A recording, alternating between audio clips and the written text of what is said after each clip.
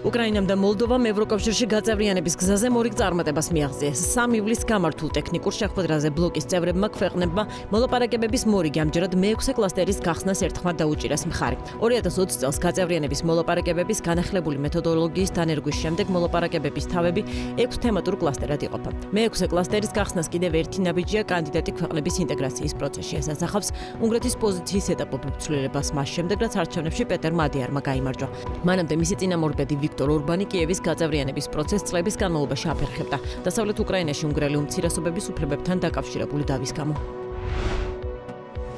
მიმდინარე წლის ივნისში სპარსეთის ყურის ქვეყნებიდან ნავთობის ყოველდღიური ექსპორტი მაისთან შედარებით 3 მილიონზე მეტით გაიზარდა და დღე-ღამეში 10 მილიონ ბარელს გადააჭარბა. მიუხედავად მკვეთრი მატებისა, რეგიონებიდან ნავთობის გადატანის მაჩვენებელი გასული წლის ანალოგიურ პერიოდთან შედარებით, როდესაც დღიური ექსპორტი 15,5 მილიონი ბარელი იყო, კვლავ 40%-ით ნაკლებია. როგორც ირკვევა მიწოდების აღდგენასა და ნავთობის ფასების კონფლიქტამდე ნიშნულამდე შემცირებაში წამყვანი როლი არაბთა გაერთიანებულმა საამიროებმა შეასრულა, სადაც ნედლი ნავთობის ექსპორტმა რეკორდულ მაჩვენებელს დღეში 3,8 მილიონ ბარელს მიაღწია.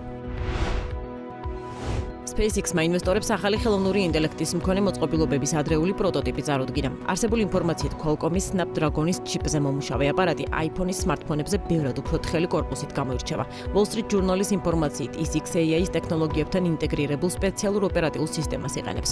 უახლესი პროექტის ფარგლებში შექმნილი მოწყობილობა ხელოვნური ინტელექტის კომპანიის შესაძლებლობებს სრულად აითვისებს. აღსანიშნავი ფაქტია, რომ Elon Musk-მა ახალი მოწყობილობების არსებობა საჯაროდ უარყო. კომპანიის დამფუძნებელმა სოციალურ ქსელ X-ში გამოქვეყნებულ პოსტში ამ ცნობებს სრული სიცრუე უწოდა.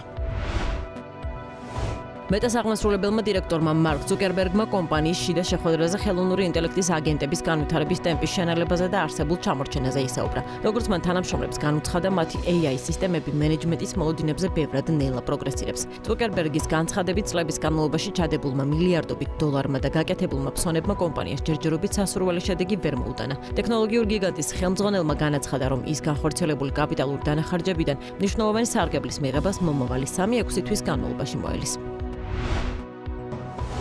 თურქეთმა SEPA-ს საგადასახადო სისტემაში გაწევრიანების ინტერესი გამოხატა და ევროკავშირს შესაბამისი განცხადება გაუგზავნა. ეს ინფორმაცია მედიას თავად თურქეთის ფინანსთა მინისტრმა მეჰმეთ შიმშეკმა სტამბოლში გამართულ პრესკონფერენციაზე აცნობა. მინისტრის განმარტებით მსგავსი მნიშვნელოვანი ნაბიჯის გადადგმის გადაწყვეტილება ხელისუფლებამ მას შემდეგ მიიღო, რაც თურქეთსა და ევროკავშირს შორის მაღალი დონის ეკონომიკური დიალოგი დასრულდა. აღსანიშნავია, რომ ანკარასა და ბრიუსელს შორის ფინანსურ ინტეგრაციაზე მოლაპარაკებები უკვე დიდი ხანია მიმდინარეობს.